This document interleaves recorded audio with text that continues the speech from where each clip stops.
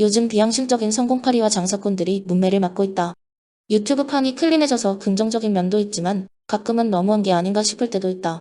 아님 말고 시기에 저격과 비속어를 사용하는 경우 자신의 채널 발전에도 마이너스의 결과를 초래할 것이다.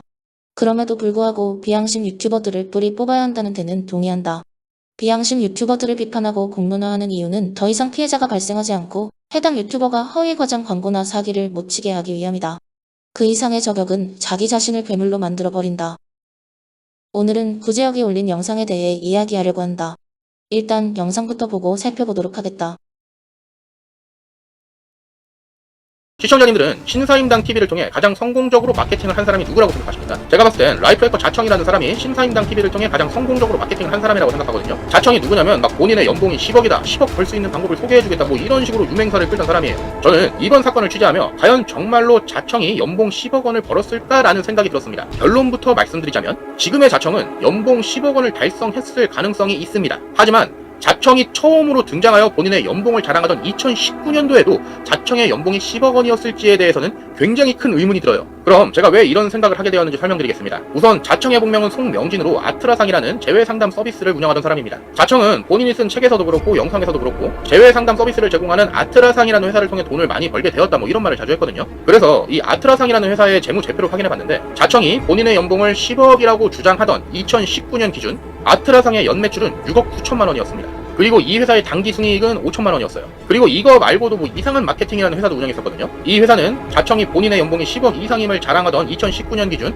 8억 6천이었고요. 당기 순이익은 1억 3천만 원이었습니다. 이 두 회사의 당기 순이익을 자청이 전부 가져간다고 할지라도 연봉이 10억이 안 되거든요. 그리고 애시당초 이 회사는 개인 사업이 아니라 법인 사업자이기 때문에 당기 순이익을 전부 가져간다는 것 자체가 불가능하긴 합니다. 그런데 그게 가능하다고 쳐도 연봉은 10억에 턱없이 부족한 2억밖에 안 돼요. 물론 이 외에도 다른 사업을 많이 한다고는 하는데 다만 뭐 자청이 주장하기를 뭐 본인은 본인의 사업체라고 절대로 밝힐 수 없다고 하니까 뭐 추가 의혹은 더 이상 제기하지 않도록 하겠습니다. 이상하게 이거 뭐 향기가 하는 말이랑 똑같지 않아요? 뭐 악플러들이 테러할까봐 우리 회사에 밝힐 수는 없지만 저는 뭐 빅파워 운영하던 사람이 맞습니다. 저희 연봉 10억입니다. 이건 정말 우연의 일치일까요?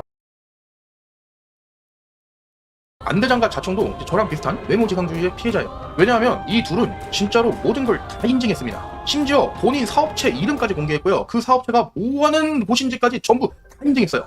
여기에서 더 나아가 안대장은 굳이 밝힐 필요 없는 국회청한테 추징당하는 것까지 전부 다 까버렸습니다. 안대장, 자청 이 두 사람이 실제로 강의를 잘하는지는 잘 모르겠어요. 뭐 제가 이 사람들 강의를 들어본 적이 있는 건 아니니까요. 다만 적어도 이 둘은 시청자님들에게 사업으로 돈 버는 법 강의를 할 만한 자격이 있는 사람들입니다. 이건 확실해요. 자, 이렇게 말로만 하면 증거 가져오라고 하는 사람이 있으니까요. 제가 증거 지금부터 보여드리겠습니다. 참고로 이제 제가 보여드리는 증거는 그냥 이 다트, 뭐 신용정보분석회사 이런 데서 이제 치킨 한 마리 값만 결제하면 전부 싸그리 볼 수 있는 자료예요. 그리고 자청, 이 사람도 유튜브나 블로그로 본인의 사업자 이름 깐 적이 있거든요. 제가 지금 보여드리는 자료는 이제 자청이 운영하는 마케팅회사 이상한 마케팅의 손익계산서입니다. 작년 매출 67억 찍었고 당기 순이익 19억이 나왔습니다. 참고로 말씀드리자면 제가 공개한 안대장과 자청의 사업 소득은 강의 수익은 뺀 자료예요. 진짜 이제 강의 빼고 이제 본인이 하고 있는 사업 소득만 제가 공개한 겁니다.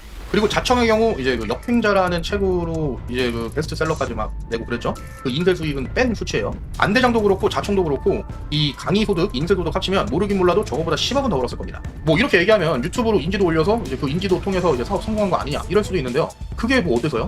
유튜브로 인지도를 키우는 것도 능력입니다. 이거 아무나 하는 거 아니에요.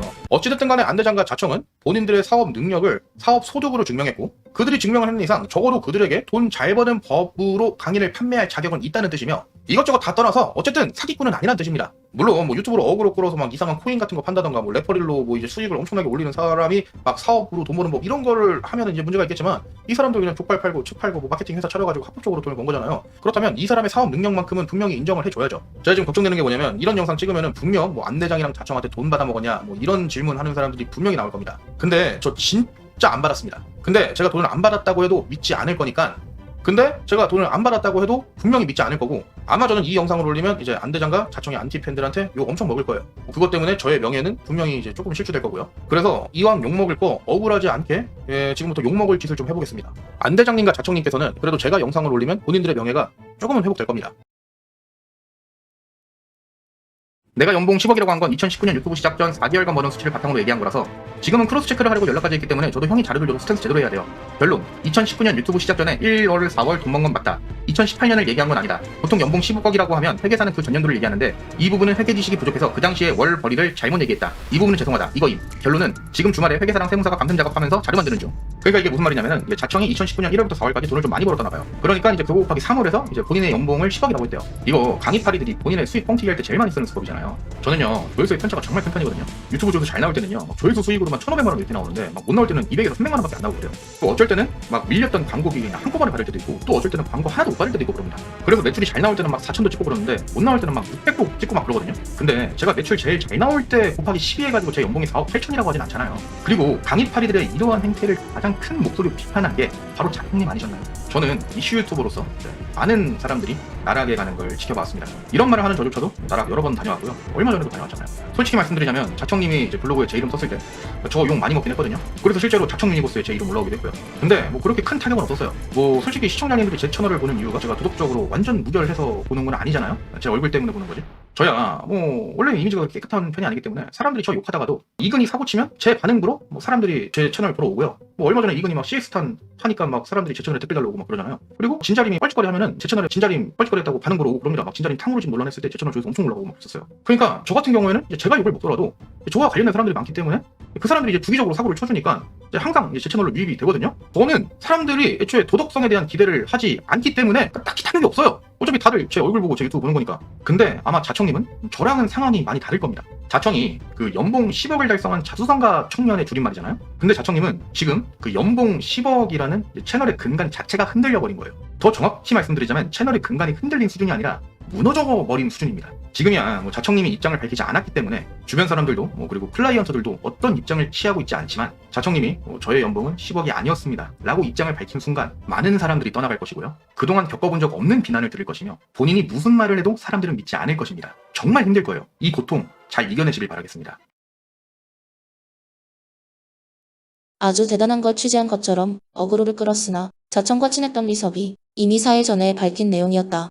재미있는 건 오늘 영상에서 예전에 자기가 자청과 안대장을 저격한 영상을 예로 들었던 것이다. 그런데 그 영상은 이미 삭제한 영상이다. 왜 삭제했을까? 저격한 영상은 삭제하고 실드 친 영상은 언급조차 안 했다.